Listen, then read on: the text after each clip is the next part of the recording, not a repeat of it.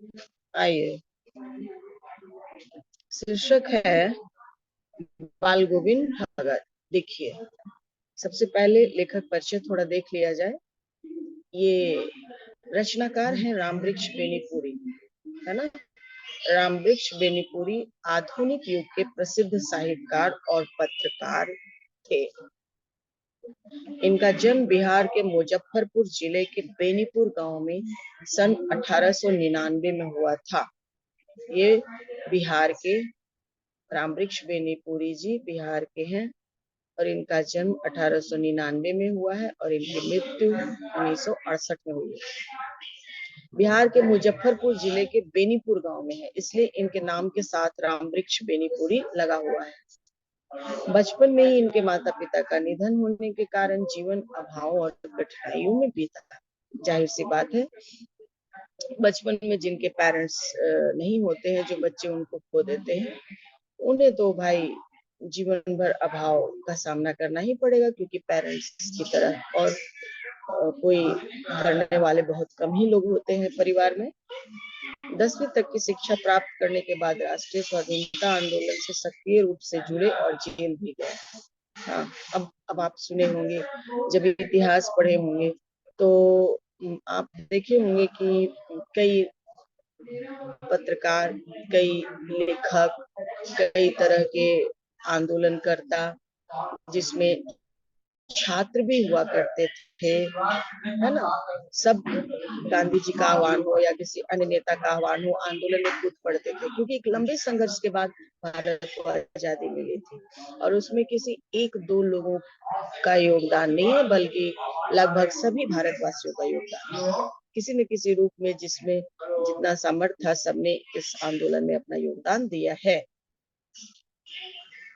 आगे देखिए, 15 वर्ष की अवस्था में ही इनकी रचनाएं पत्र पत्रिकाओं में छपने लगी। देखिए, कहा जाता है ना बच्चों कि पूत के पांव पालने में ही पहचाने जाते हैं, तो ये पूत का पांव पालने में पहचाना गया। 15 वर्ष की आयु में ही ये लिखना शुरू करने लगे, इनकी रचनाएं छपने लगी। तरुण भारत, किसान मित्र, बालक, युवक, योगी, जनता, जनवाणी, नई धारा आदि पत्र पत्रिकाओं का इन्होंने संपादन भी किया है। संपादन समझते हैं ना, संपादक का एक कोई भी मैगजीन उठाओगे तो संपादकीय में एक पन्ना रहता है।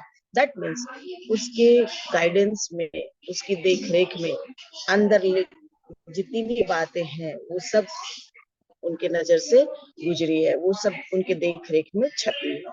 संपादक उसी को कहा जाता है।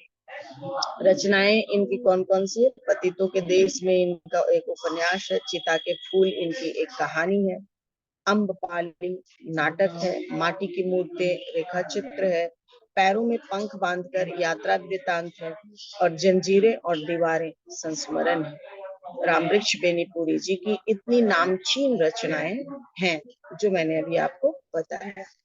अब आते हैं हम पाठ परिचय पर कि इस पाठ में क्या पढ़ना है। ठीक है, तो पाठ परिचय पढ़ने के क्रम में हम देखेंगे कि एक जो मुख्य पात्र हैं जिन पर ये पूरी रचना लिखी गई है वो है बाल गोविंद भगत। एक संत, एक सच्चा संत जो गारहस्थ जीवन जीते हुए संत का पूरा परिचय इन्होंने दिया है। गारहस्थ जीवन अर्थात गृहस्थी, खेती गृहस्थी और परिवार के साथ रहते हुए जो संतों जैसा जीवन जिए उसे गारहस्थ जीवन जीते हुए सच्चा संत कहा जाता है। ऐसी बात नहीं है कि अगर आप संत हैं तो जाकर आप जंगल में ही रहिए और वहीं पे धुनी रमाइए, ऐसा कहीं लिखा हुआ नहीं है।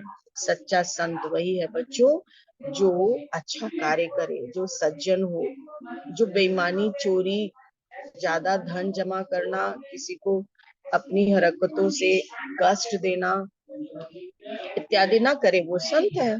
संत की कोई एक स्पेशल परिभाषा नहीं होती है, अच्छे कर्म वाले लोग ही संत होते हैं, चाहे वो गारहस्थ जीवन जीते हुए करे या उस जीवन को ना अपनाए, वो उनकी अपनी मर्जी है ना।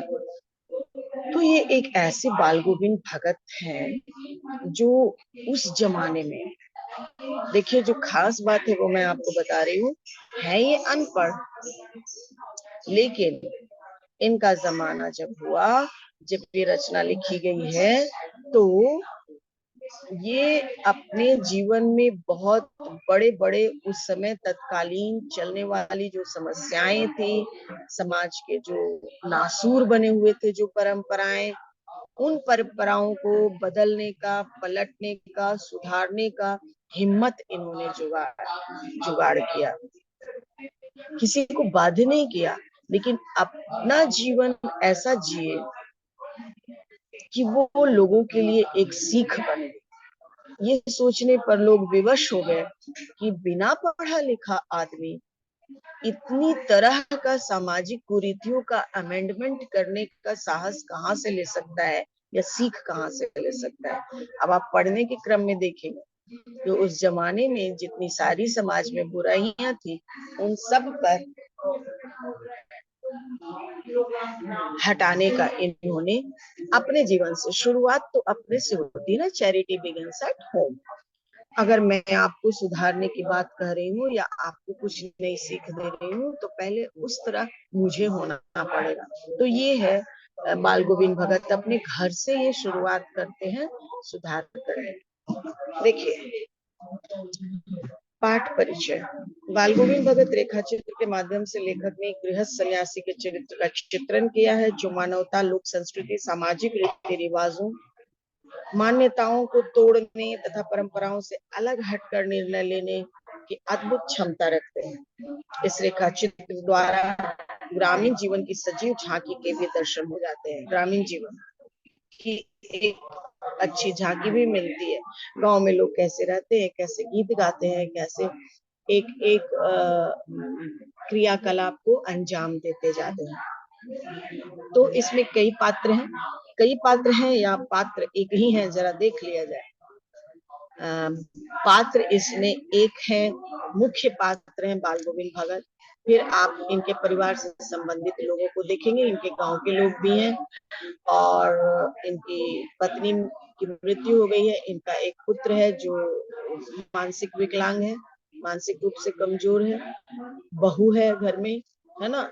ये सब पात्र हैं। तो बाल गोविंद भगत के बारे में सुनिए ध्यान से।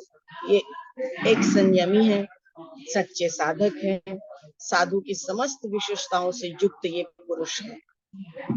इनका व्यक्तित्व एक सच्चे साधु की जितने भी सारे गुण हैं वो सबसे परिपूर्ण इनका व्यक्तित्व है।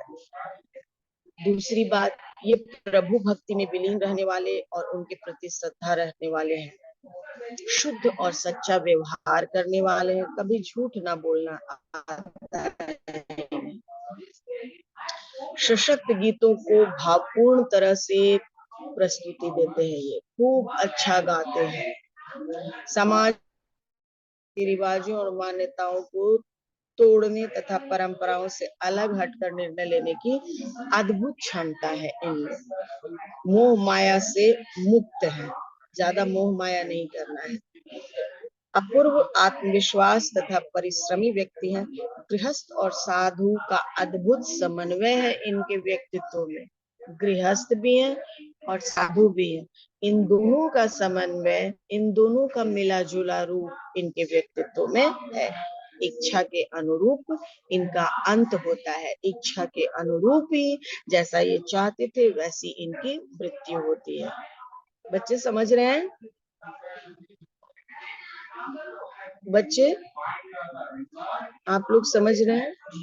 पुष्कर है, हर्ष है, आयुष है, तेजस, आराध्या, साक्षी, मान्या, मोनू, सब समझ रहा है? बेटा तुम लोग को क्लास अटेंड ना करने की शिकायत है हर सब्जेक्ट में। आपके सब्जेक्ट टीचर्स मुझे बताते हैं। प्लीज इस शिकायत को दूर इस शिकायत को दूर करिए बेटा। हाँ पुष्कर कुछ बोल रहा है क्या?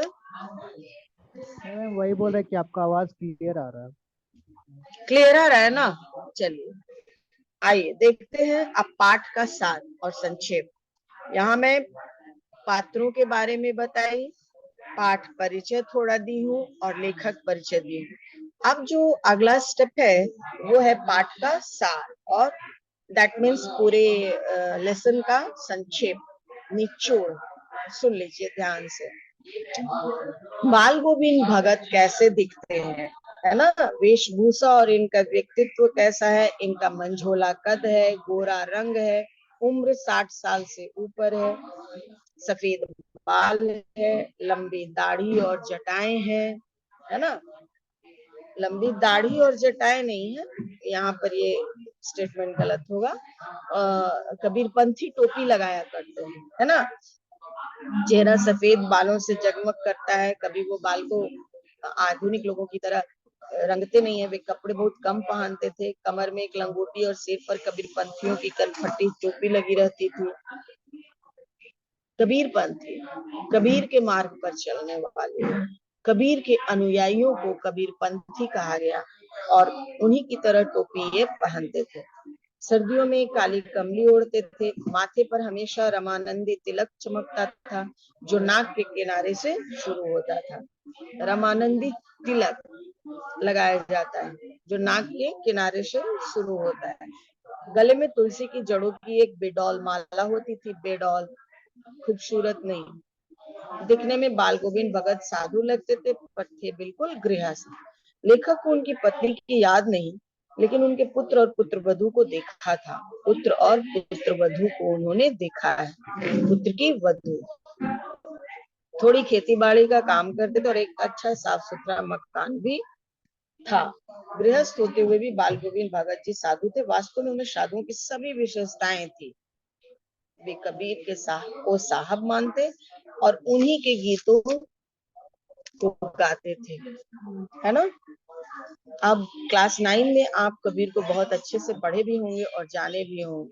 बेबाक अपनी बातों को बिना किसी डर, भय और संकोच के कहने वाला साहित्यकार कबीरदास, और उससे भी ज्यादा अधिक एक समाज सुधारक के रूप में आप उन्हें जानते होंगे।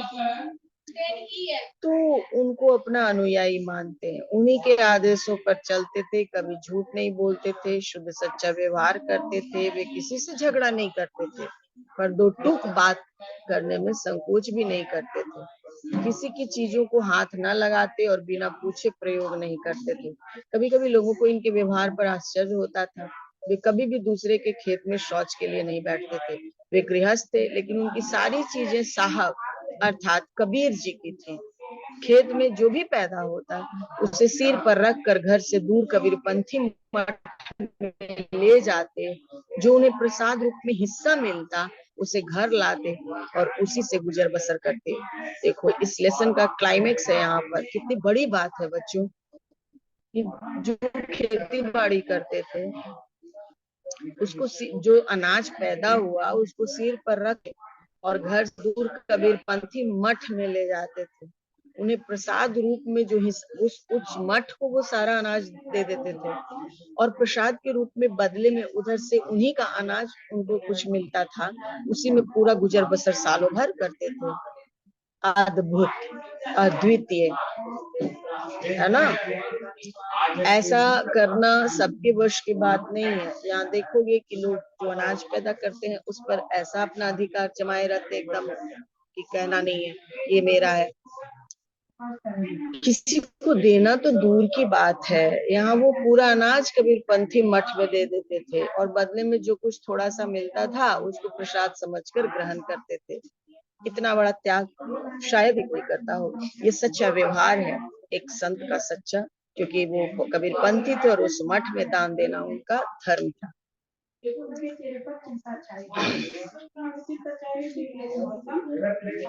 अब देखिए, इसकी जादुई संगीत है, बहुत अच्छा गाते थे। सदा ही उनके द्वारा गाए कबीर के सीधे साधे पद सुना करते लोग क्या सुनते थे, कबीर के सीधे साधे पदों को वो गाया करते थे। आषाढ़ के दिनों में गांव के सभी लोग खेतों में काम करने आ जाते। कहीं खेतों में हल चल रहे होते तो कहीं धान रोपा जाता। धान के पानी भरे खेतों में बच्चे उछल रहे होते। औरतें सवेरे का जलपान लेकर मेड़ पर बैठती। ये सब चीजें अभी होने वाली हैं।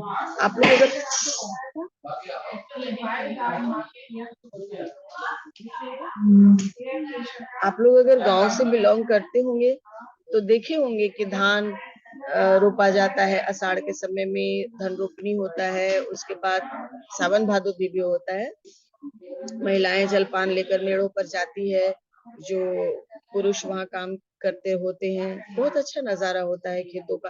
खेतों को सजाया जाता है, पहले जोतने के बाद क्यारियां बनाई जाती हैं, उसके बाद धान को उसमें ट्रांसप्लांट किया जाता है। धान कैसा फसल है जिसका ट्रांसप्लांटेशन होता है, एक बार वो बिहन के रूप में लगता है, फिर उसको कबाड़ कर दूसरी बार लगाया जाता है। इसी को ट्रांसप्लांटेशन इंग्लिश में सोशल साइंस में आप लोग पढ़ते होंगे। दोबारा एक ही चीज को दोबारा उठाकर लगाना। थोड़े डिस्टेंस पे लगाया जाता है, दूरी पर होने से उसमें अच्छे अनाज आते हैं। दूरी होनी चाहिए, एक दो दो दो बित्ते का, तीन तीन बित्ते की दूरी पर गाड़ा जाता है, तब उसमें अनाज अच्छा आता है, बालियां झूमती हैं।